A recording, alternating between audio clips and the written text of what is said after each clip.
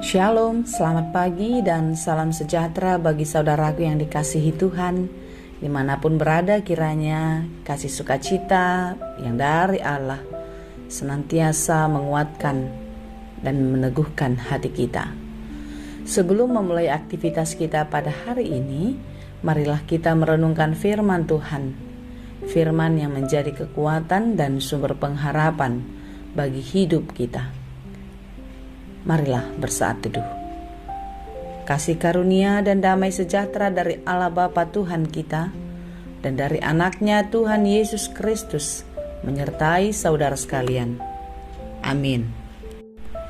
Firman Tuhan untuk kita pada hari ini yang disesuaikan dengan Almanak HKBP Kamis 24 Februari 2022 tertulis dalam kitab Markus 14 ayat 62. Jadi didog Jesus ma, audui, jala idaun munado anak ni jolmai hudul disiamun ni hagugoon, jala romar hite-hitehon obun na di langit. Jawab Yesus, akulah dia, dan kamu akan melihat anak manusia duduk di sebelah kanan yang maha kuasa dan datang di tengah-tengah awan-awan di langit. Demikianlah dikatakan. Cemburu buta. Kecemburuan membutakan mata.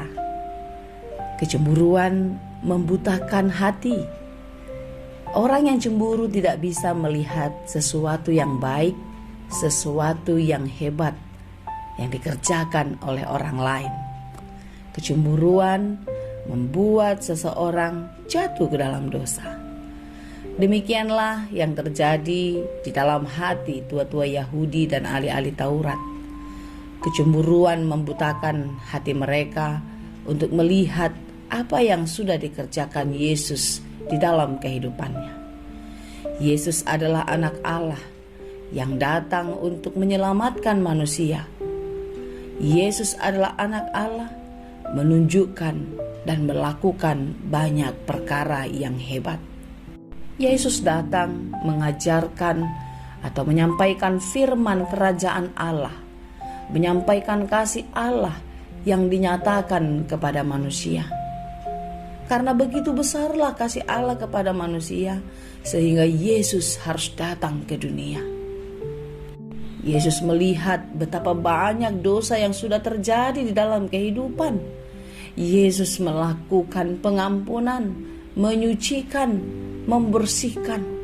Yesus mengajar, Yesus menjadikan segala bangsa murid, dan itulah yang dia amanatkan kepada murid-muridnya, agar semakin banyak jiwa-jiwa yang mengenal, semakin banyak jiwa-jiwa yang kembali kepada Tuhan.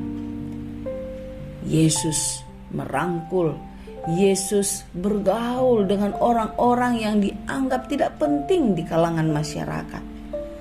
Orang-orang hina, orang-orang durjana, tetapi Yesus menjadikan mereka semua sahabat. Tidak hanya itu saja, mukjizat, penyembuhan, membangkitkan orang mati, mengusir roh-roh jahat, semua dikerjakan oleh Yesus. Mukjizat-mukjizat besar dikerjakan di dalam kehidupan manusia. Ini membuat Yesus semakin besar, membuat Yesus semakin terkenal. Kalau kata sekarang, seperti selebritis, Yesus itu populer. Itulah sebabnya yang tadinya masyarakat, orang-orang Yahudi menganggap tua-tua Yahudi, ahli-ahli Taurat itu adalah tempat pengaduan, tempat mereka untuk mencari pengetahuan. Kepopuleran mereka mulai tergeser, digantikan oleh Yesus Kristus. Ini membuat para ahli Taurat dan tua-tua Yahudi kesal, marah, benci. Sehingga mereka mencari cara, berusaha agar Yesus dihukum, agar Yesus ditangkap dan diadili. Artinya mereka mau menyingkirkan Yesus untuk selama-lamanya. Yesus pun melihat apa yang dilakukan oleh ahli-ahli Taurat, tua-tua Yahudi di dalam kehidupannya sangatlah berbeda. Mereka menyimpang dari ajaran Taurat yang mereka ajarkan sendiri. Inilah yang membuat kebencian mereka semakin besar kepada Yesus, sehingga mereka sungguh-sungguh bertekad bulat hati untuk mengadili atau untuk membawa Yesus dihukum mati. Di dalam Markus 14 ayat 53 dikatakan, kemudian Yesus dibawa menghadap imam besar, lalu semua imam kepala, tua-tua dan ahli Taurat berkumpul di situ. Segala kesaksian dikumpulkan dan tentu itu adalah kesaksian palsu agar Yesus dihukum mati. Tetapi semua kesaksian-kesaksian yang didapatkan tidak satu pun yang kuat untuk bisa menjatuhkan Yesus dalam hukuman. Tak satu pun Yesus menjawab itu. Yesus diam sampai imam besar bangkit berdiri di tengah-tengah sidang dan bertanya kepada Yesus. Katanya di ayat 60, tidakkah engkau memberi jawab atas tuduhan-tuduhan saksi-saksi ini terhadap engkau? Tapi Yesus tetap diam, dia tidak menjawab apa-apa. Imam besar bertanya sekali lagi kepadanya, apakah engkau Mesias, anak dari yang terpuji? Disinilah Yesus menjawab, dan inilah yang menjadi renungan bagi kita pada hari ini. Akulah dia, dan kamu akan melihat Anak Manusia duduk di sebelah kanan yang Maha Kuasa dan datang di tengah-tengah awan-awan di langit. Kesaksian dan kebenaran yang dinyatakan Yesus inilah yang membuat mereka memutuskan kalau Yesus itu adalah seseorang yang menghujat Allah. Sehingga mereka sepakat menjatuhkan hukuman kepada Yesus. Saudara-saudara yang dikasihi Tuhan, apakah kita juga tertutup mata hati melihat apa yang sudah dikerjakan Yesus? Apakah kita sama seperti imam besar, imam-imam kepala, ahli-ahli Taurat, tua-tua Yahudi pada waktu itu? Mungkin tanpa kita sadari, kita pun meragukan kemesiasan Yesus Kristus.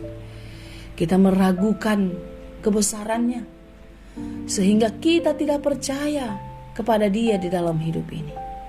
Kita sering kecewa, kita sering marah,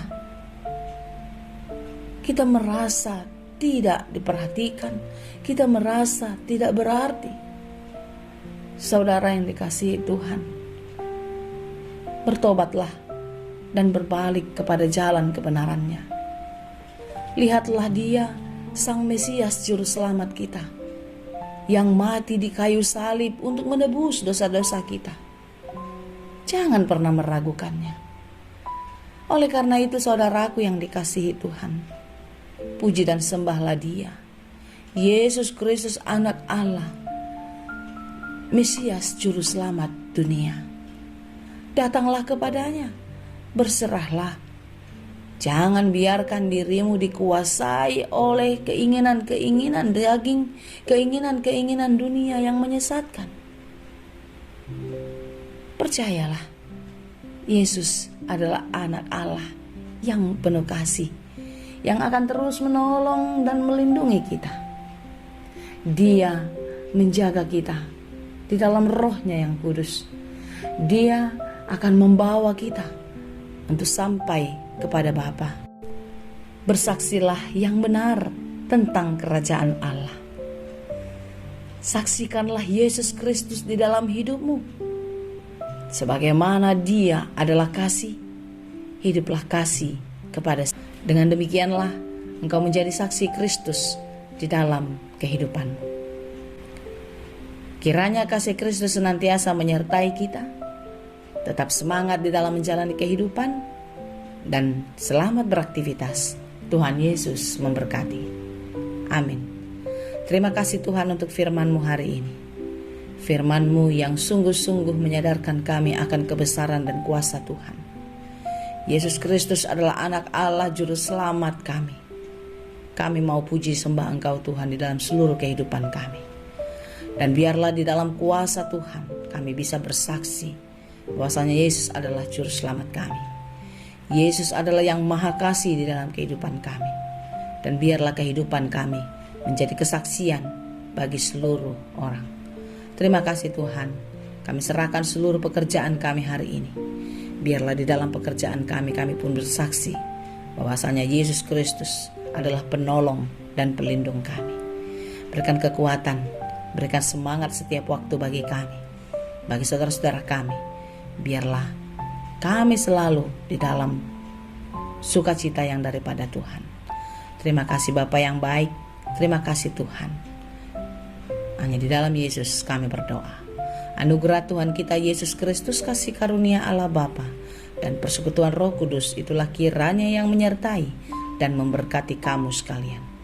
Amin.